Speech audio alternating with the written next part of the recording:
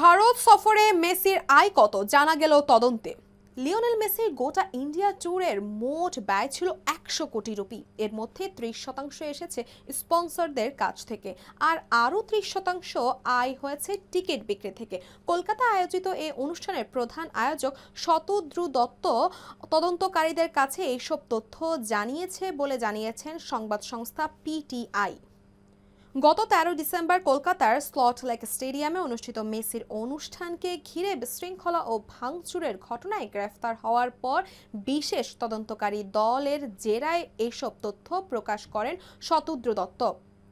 তার বক্তব্য অনুযায়ী ভারত সফরের জন্য মেসিকে দেওয়া হয়েছে 89 কোটি রুপি, আর ভারত সরকার কর হিসাবে পেয়েছে 11 কোটি রুপি। ফলে পুরো সফরে মোট ব্যয় দাঁড়ায় 100 কোটি রুপিতে।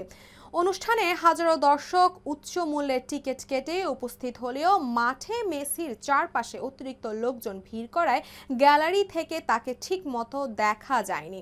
এতে দর্শকদের একাংশ ক্ষুব্ধ হয়ে স্টেডিয়ামে বিভিন্ন অংশে ভাঙচুর চালায়। এই ঘটনার পর ভাঙচুর, নিরাপত্তার ঘাটতি, অনুমোদিত প্রবেশ